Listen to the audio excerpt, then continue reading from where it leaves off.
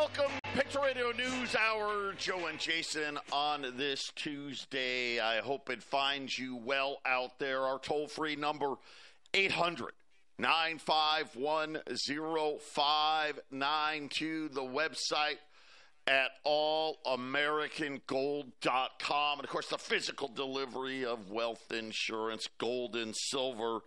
It is what we do, quite honestly. We do it better than anybody, in my humble opinion. Having said all that, listen, the Fed is meeting. We got the big announcement tomorrow. We're not going to get a rate cut. We're not going to get a rate hike. But it's all about where they're going to pencil some dots on a chart. We'll talk about that. You know, it's funny. I think that you have to really get excited when you get a job at the central bank, because it's almost impossible to get fired. Matter of fact, I don't think anybody's ever been fired. I'll have to look. Like, have we ever fired a Fed governor, a Fed chief? I mean, you would think. I mean, they've been around for over 100 years. I mean, think about, remember the last dot chart, the dot plot chart? And only one of the central bankers thought that maybe we won't cut rates this year. Just one. One of them said that we were going to cut rates 6 times. That was their opinion. 6 times. The average was 3 cuts. Today, tomorrow, we're going to find out what the new ones are. My guess is the vast majority are going to be 1 or 2. But what about that guy that said 6? Like, I mean, does he get a disciplinary letter? I mean, does he got to go into Jay Powell's office, and is the HR person there saying, hey, you know, what's going on? You know, are you okay? You got something going on personally? I mean, 6 rate cuts. I mean, that wasn't even in the ballpark. I mean, did he get a performance review? I don't know, Jason. It just feels like these guys can do whatever they want, and there is no repercussions for them ever being wrong. Because let's face it, they're almost never right. The data changed. That's the data changed. So. Because the data changed, he wasn't wrong when he said 6 rate cuts. It was just the data. And I bet Jerome Powell would cover for him, too. I bet if Jerome Powell was asked that question, what about that guy with the 6 rate cuts, he would just say, well, his view of the data was 6 rate cuts. But now he sees the data differently, and he's not saying that anymore, right? And I don't know which guy said it, Joe, but I'll bet that guy's not saying 6 rate cuts anymore. Well, and that's the other thing, too. Guess what? They don't tell us that either, right? I'd love to know. Well, at least tell me who that person was, right? So we can so then I'll know, right? Hey, the next time that person comes on TV and tries to espouse some, economic BS, I can be like, yeah, okay. I don't need to listen to that person. That person doesn't know their hand from their ass, but they don't tell you. They don't. We have no idea. By the way, yesterday, another terrible auction for the U.S. government.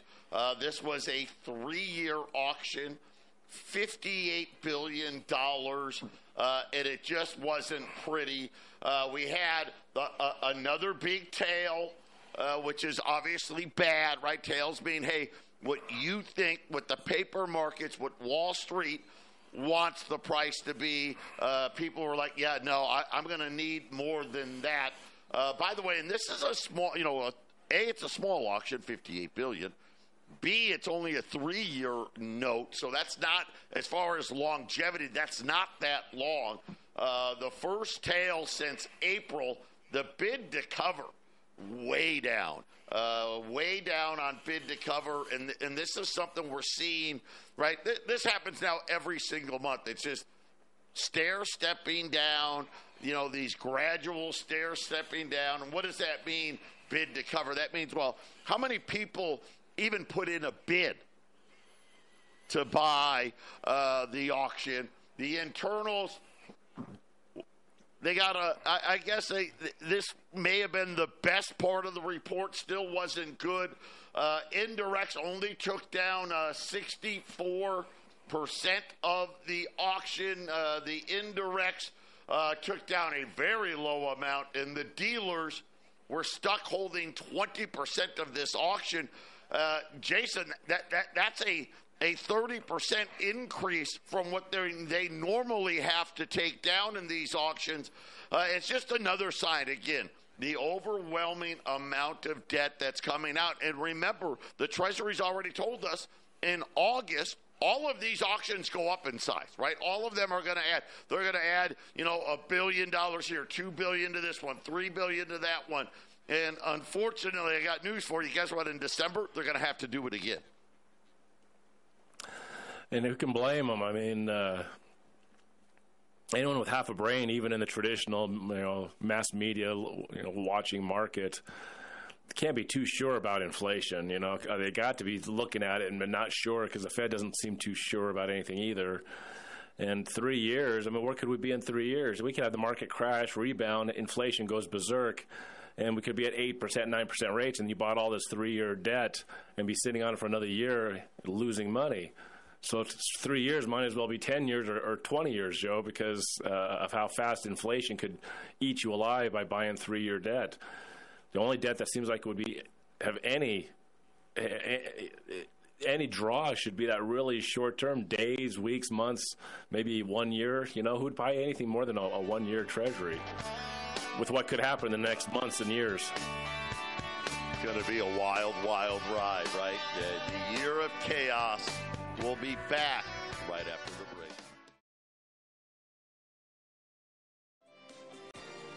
800-951-0592, Patriot Radio News Hour. Joe and Jason here on this Tuesday. For those of you that care, a verdict has been reached in the Hunter Biden gun case. This is the gun case on Hunter Biden. If we get what that verdict is, we will share it with you. A quick look in at the markets. The Dow is down 220 points. The S&P's down 13. The Nasdaq's up 9. Gold's up a few more dollars here, 23.10. Silver's down, so big day up today or yesterday, down today, but right around 29.25, the 10-year note. Everyone's going to wait for tomorrow, but right now at 4.45 on a 10-year note. Crude oil's a little weaker today, and the dollar is gaining strength again. The yen closing in back on that 160 mark. It was out over the weekend. It looks like they had to sell a bunch of treasuries to fund that intervention from a few weeks ago. We'll have to see how long that exists. And remember, I would call these rate cuts that are on the table, right? The one, everyone really expects them to cut in September. Matter of fact, I'm saying that I think it's probably going to be September. But it would only be out of necessity. If I could hedge my bet a little bit, it'll only be out of necessity that they do it. Remember, what was it? Was it last week or was it? Yes, God, all these shows kind of run together. Who was it? I forget even who it was. I think it was Moody's. Put 6 different banks, regional banks, for review to get downgraded. Today, PIMCO, now PIMCO's not a rating agency, but PIMCO, they're a huge bond company. They're massive. They're out with another warning. And what we've been saying all along, when it comes to this slow-moving crash that was commercial real estate, it hasn't even really started yet. It's actually just starting now, and we'll get to that in a minute because PIMCO lays it out for everybody. But again, get diversified here. Get more diversified than you've ever been before. The one thing that we know, right, they've created a boom and bust cycle. That's what they chose to do. Right? Who's they? The central banks. This is what they've chosen to do. And what do I mean by that? Well, every time there's a problem, they have one answer. Print money. What if that doesn't work? Print more money. Well, what if that doesn't work? Print even more money. And you kind of get the idea. Every time the bubble deflates, they pump it up bigger, and you get a bigger crash. We know it's coming. You know it's coming. I know it's coming. Everybody and their mother knows it's coming. Get more diversified than ever. A great way to do that, obviously gold and silver. Let's face it, it's been fantastic. But check out our friends over at YRefi, up to 10.25% fixed rate of return. Not correlated to Wall Street. That's the big part. That's the win. And you know what you're going to get every month. Doesn't matter. What if this happens? What if that happens, right? What if World War III happens? What if Joe Biden wins the election? What if Donald Trump wins the election? What if interest rates go even higher instead of lower? None of it matters. You can turn your income on. You can turn it off. Check them out. InvestYRefi.com. That's the word invest, the letter Y, REFY.com, or just call them. That's the easiest thing to do. 888-YRefi24. So what is going to happen tomorrow? I don't think Jay Powell has the stones, the cojones, to take this. I'll call this the insurance rate cut. I don't think he has what it takes, Jason, to take it off the table. I really don't. Obviously, inflation isn't 2%, but I just don't see it happening. I think they've got to leave it out there as long as they can, because it's something now where, like I said, we already had Moody's come out. Today it's PIMCO. They're starting to put more pressure back on these banks again. Well, and it says the CPI comes out. Is it tomorrow or Thursday? Is it tomorrow? You know what? Yeah, you know what? I think it comes out. I want to say it's Thursday, but let me. I'll look. No, it is. It's tomorrow. You're right. It is tomorrow. Tomorrow, but probably tomorrow after we get off the air. But we'll report it on Thursday. But as you know, Joe, I've been watching the multi-years when it comes to the CPI, because it seems to flow together. And this will be the first one where we had these big drops last year of almost a full percentage. Last year went from 4.9 to 4, and then the next month went from 4 to 3. Well, for this flow, this way they've been trying to control inflation to have it at a certain level. That means it's going to be more likely is a higher number tomorrow than the 3.4 from last month. So yeah, you're right. What's he gonna do if CPI comes in at 3.7 or 3.9 or 4.1, which it can very possibly happen. It's interesting that you bring that up, because right now they're expecting just a little bump from month to month, only a tenth. If they get that tenth, to Jason's point, that would mean that it would be 3.4%. Anything higher than a tenth, which I don't remember the last time it was only a tenth. Okay? Just we've been averaging 0.3 and 0.4 most of the year. So if it came in, let's just say it was the same as last month, 0.3, then Jason's right. The year-over-year number would go to 3.6. It would actually rise from that previous year. So they're going to have to get awfully lucky to get that 1/10. That's all they can afford, is a 1/10 month-to-month increase for that to go away. And so it's going to be interesting, Jason. And again, they've been saying that they feel like this number's going to go down. I don't know. That's going to be a tall trick. I mean, could they even get lucky? Could we get a negative number tomorrow? I don't see it, right? But for the year-over-year number to go below where it was, 3.4, they would either have to come out with 0% or something negative for that to even happen. Either way, Jason, for it to stay the same or not go higher, we are going to have the lowest inflation reading of the year tomorrow. That's what we're going to have to see. And by the way, we will get this number before the Fed. So Jay Powell, I mean, like they don't already know what it is, but let's just pretend they didn't. They'll have that number in plenty of time, Jason. Yep, so we'll see what happens. Because, like I said, as I'm looking at, especially from 2022, 2023, and this year, if the previous year there's a big dip that went down, the next year it goes up. It's balanced. If the previous year was an uptick in the inflation, it typically the next year reflects a kind of a downward trend. You add the last 3 years, you're coming up with the same number, about 17%. For the last 3 years. If you look at January, the last 3 years, you had 7.5, 6.4, and 3.1. That's 13, 16, that's 17% right on the nose.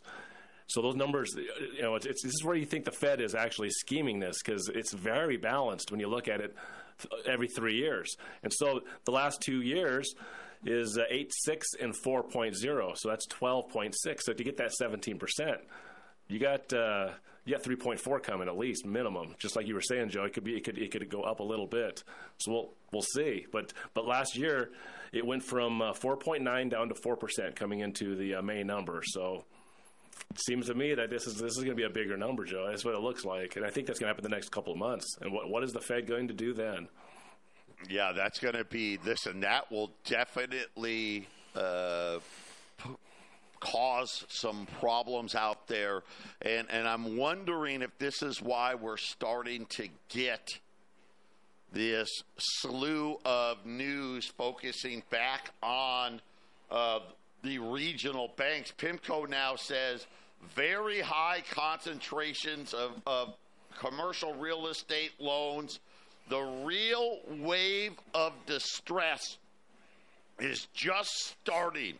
Lenders to everything from malls to offices. PIMCO's head of commercial real estate said his division within PIMCO, $173 billion.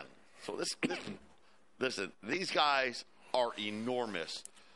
Uncertainty over when the Fed may cut interest rates is making the challenges faced by the commercial real estate sector even higher. Borrowing costs are hammering valuations, triggering defaults. And for those of you out there, those of you that hey, you know what? I have a really good diversified portfolio, and part of that portfolio involved commercial real estate. You know what I'm talking about. Right now, most of the damage has been done to the investors, right? To the public. PIMCO's now saying that's getting ready to spread into these banks. They're leaving lenders stuck with assets that are tough to impossible to sell, and they're saying that larger banks have been disposing of some of their higher quality assets first to avoid deeper losses. So in other words, what PIMCO is saying is some of these bigger regional banks, in order to prop up their balance sheets, to make it look better than what it is, these banks actually sold some of their the good stuff, right? And I'll take like Phoenix. Maybe there's, Phoenix is doing better than other places. They may have sold some of the, hey, we're going to sell buildings in our portfolio that we're going to make some money on and then make it look better. And now all of a sudden, now the problem is they've got nothing good left to sell. Well, maybe they're being smart, though. Maybe they see that the good stuff isn't going to be so good pretty soon, and that sell it while it's high, right, Joe? I mean, good stuff can still be good, but if it's going to be a 25% discount in 6 months, then it could just some of these guys they talk to the right people, and they may have a better bead than we do as to what's getting ready to happen over the next 6 months to 18 months. And if this looks like, when it comes to property especially, you see a lot of people just keep talking that property will go down and go down hard. If you're holding on to that stuff, Joe, and it's going to go down, why hold on to it? It may look good today, but is it going to look good tomorrow, right? Yeah, they and the other problem, see, and this is what we don't learn, right? Because it's not like the banks tell us this stuff. We've got to wait for this information to come out. But PIMCO is saying that these regional banks were the only lenders that didn't demand extra down payments from commercial property borrowers in the recent years. And now it's a problem. Let's just quickly review how these loans work. Right? They take out, by and large, 5-year balloons. So they get a building. They say, "Hey, somebody wants to buy this building." The regional bank's like, "Yeah, okay. We think this building's worth $500 million." And they set up these cushy terms where whoever the borrower is going to be, he's going to be the new landlord of the building. He puts very little down. They make interest-only payments.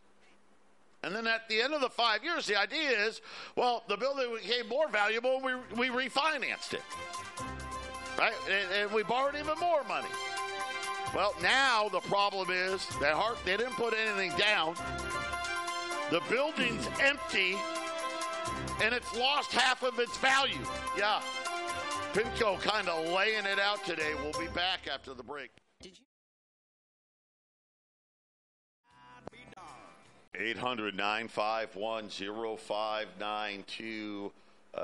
Hunter Biden guilty on all 3 counts on the felony gun charges. I know it can be up to 25 years in prison and a $750,000 fine.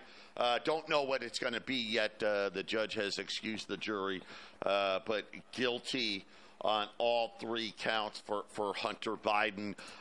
Jason, not that, we don't do politics here and all that stuff, but you got to talk about it a little bit, right? This is part of the chaos that is the United States. You reference it to WWE all the time. Like, this is like horrible storylines. And when we talk about stuff like, hey, we've gotten problems in these debt auctions, right, with the United States and the amount of debt that we have to sell. And it's things like this. Believe it. These don't help, right? What's going on with Donald Trump doesn't help. What's going on, Joe Biden freezing up again on a Juneteenth celebration, having one of those senior moments. This thing with Hunter Biden, this doesn't give the rest of the world confidence that the United States is, the power that it used to be. It really has. It's turned into, like you said, like almost like WWE made for TV versus, hey, these people are serious about running the world superpower. Yeah, well, we've been discussing a whole lot of things about false scarcity in the last even years, but definitely even the last months. And this thing you're bringing up sure makes it look like we have a scarcity of competent leadership, doesn't it? And so I don't know why they.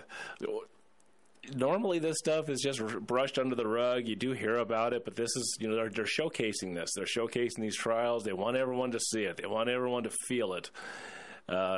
To me, all I can see is that they're showing the world that we have a lack of competent leadership.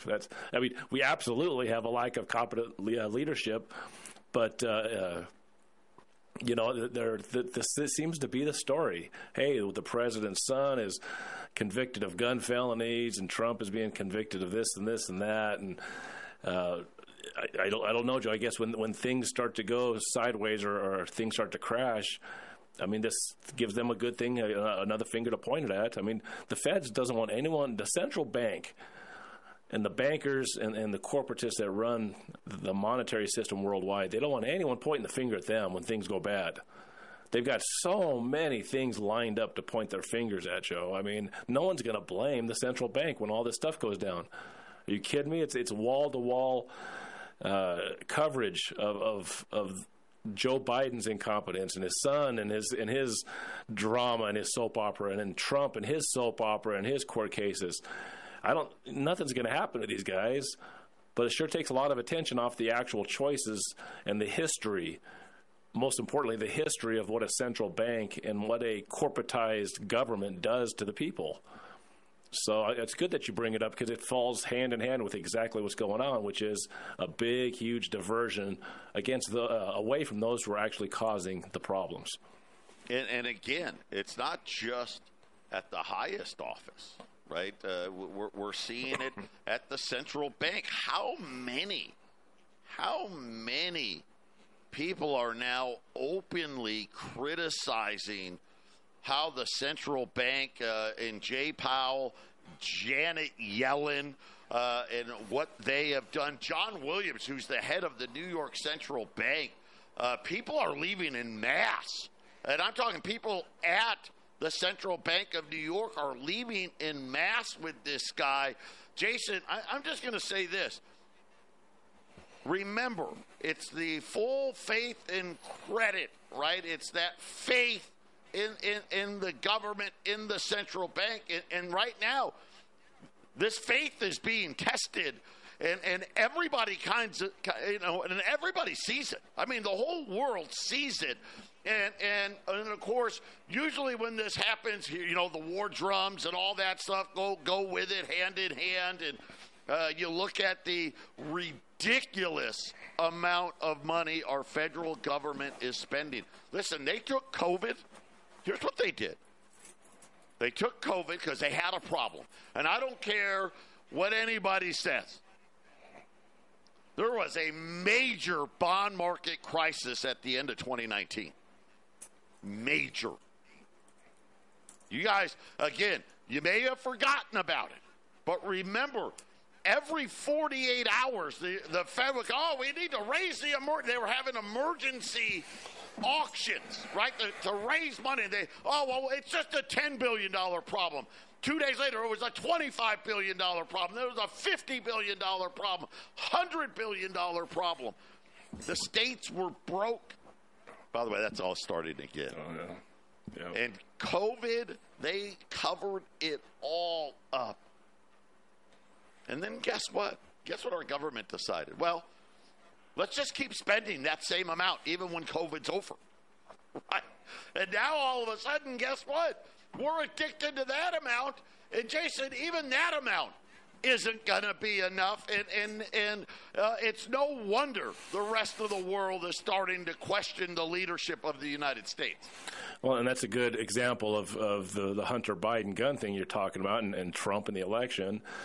While the whole world was shivering and shaking in 2020 and 2021 over the boogeyman disease that was the COVID pandemic, the Fed and the Treasury decided to print up half of all the money that's circulating around in America today. They printed up half of the money. No wonder the inflation got out of control. It's amazing that we didn't get the massive amount of inflation after the housing crash, Joe. But I think the $29 trillion that they didn't report that they printed then, I think stopped a massive depression from happening. I think they cooled a depression that was in the works. Now here we are again. I think the depression is here in the works. And what did they do in 2020? Print. And how long can you stop a depression from happening, Joe, that you could continually make a bigger and bigger and bigger depression? Without the Federal Reserve, we would have had a market upturns and downturns that would have been a lot less severe, and we would have gotten through it and moved on.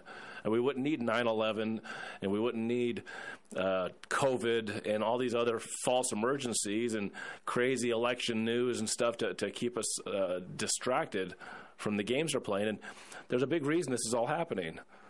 It's good to be a central banker. The best loans as a bank you can have, the most secure loans are loaning to the government because the government controls how the money is made or what the money is. So the Rothschilds figured out that, hey, we need to have the governments of the world in debt to our banks, and we can do whatever we want. Who cares what the country's doing, right, Joe? As long as they're in debt to our bank. And hell, don't look at the man behind the curtain. Wizard of Oz, right? Yeah, forget about that guy. Patriot News Hour. We'll be back after the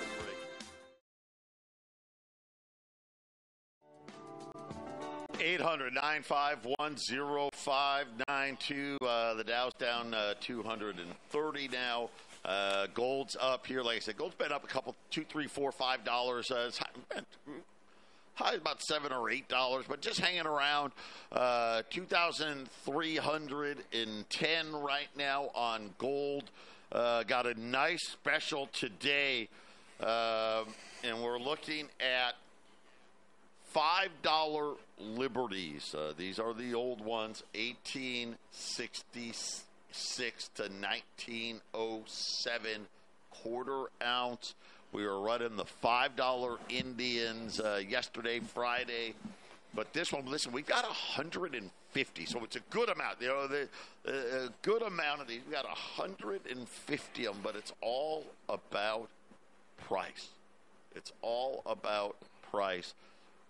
Big savings here, $30 off a coin, $640 today.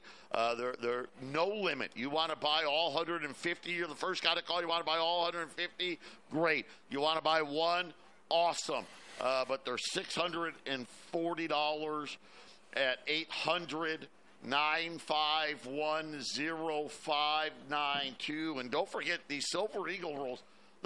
It's still the best deal in town. You know, $740 on rolls of U.S. Silver Eagles. I was actually going to have to raise prices today, but we got lucky, and silver fell 60 cents. Otherwise, right, that we would have been looking at least another $10 a roll higher today. So pick them up while you can. 800-951-0592. And if the news wasn't bad enough, Deutsche Bank now saying, hey guys, there's another problem that's now at our doorstep. Talking about corporate bankruptcies. Now, we've already seen corporate bankruptcies rising here, primarily over the last year. But Deutsche Bank says that for nearly 40 years, most of these businesses have been allowed to borrow, right? You know, think about it. When you were back in the 70s and into the early 80s, those super high interest rates, we ended up really in a 40-year cycle where interest rates went, you know, almost from almost 20% to zero. So a lot of these businesses were allowed to keep borrowing and keep borrowing and keep borrowing and keep borrowing because the interest rate got less. Well, we'll flip it over for you. You know, look at your payment's going to go down and all this stuff. And now Deutsche says, we've got another problem happening in here. They're calling it the maturity wall. They're saying that more than 20% of what they call the sub-double B borrowers, which is most of Wall Street, by the way. A lot of Wall Street, they're at or near junk, right? That's just kind of what their debt cycles are facing this maturity over the next 2 years, and they're saying that defaults, well, they haven't risen to the heights that we expected so far. The surge is just getting started, and they're saying that later this year there's going to be a structurally higher level of defaults, especially much higher than what we've seen in the previous 20 years, Jason. So kind of saying a lot of these companies that are just hanging on, they've got the same problem with that commercial real estate does. You had a low rate. Now you need to refinance into this higher rate. And guess what? When that happens, the math stops working. The math stops working. Yeah, I mean, when it really comes down to it, Joe, this is one of the things that's so frustrating about the monetary system that we're living under is it really is a simple thing at its root, but there's so many complexities that are put in there. You know, just a haze, you know, a fog. That the average person's like, this is too confusing. I don't really understand this. And I like a lot of our customers, Joe. They've kind of figured it out. You know, well, I got some stuff saved up. I'm going to put it in gold and silver until I decide what to do with it. Yeah, that's very simple, right, Joe? You just put it aside in a place that is untouched by interest rates and money printing and all this other stuff that's going on. And it's actually very simple. You know, you can't just sit there and chase dollars. You can't chase dollars. I mean, Joe, it sucks from school age to adulthood. Most people are chasing, hey, can I earn $15 an hour? Can I earn $30 an hour? Unfortunately, unless you're earning like $300 an hour or $200 an hour, you're in a bad position. And you know the funny thing is people out there, hey, I would love to earn $200 an hour, but we get into hyperinflation. Your $200 an hour don't mean anything, right, Joe? You have to have assets. You have to have things that have equal value to other things. You know, the whole cow equal to 1 ounce of gold. And Joe, as you're saying, this math doesn't add up. Well, it's because the math is supposed to confuse you out of your assets. They want to tax you and rob you and steal from you and inflate you right out of anything that you've saved up. Any crumb that you have, they want a piece of it, right, Joe? Yeah, boy. I got to tell you, I just how can you have such a low inflation, you know, this 1/10 that they're hoping for, if we really created 250,000 jobs, right? There's no way, right? That math doesn't work. One of those numbers can't be, both of those numbers can't be right. By the way, catastrophic bond insurance, holy, up 38% this year alone. Man, how are people going to afford to pay for all of this stuff? I just have no idea. And hurricane season's coming for all the people that need to buy that kind of stuff. Patriot Radio News Hour, Joe and Jason wrapping it up when we get back. 800-951-0592. The big special of the day, the $5 Liberty quarter-ounce gold piece. Any amount up to 150 of them at $640 at 800-951-0592. Silver Eagles, like I said, $740 a roll.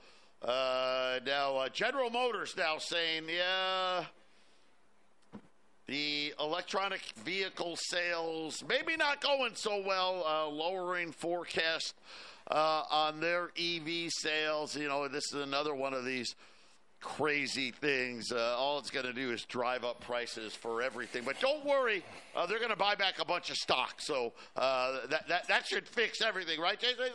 We'll just buy back stock. We'll borrow the money to buy all the stock back. But I will say this.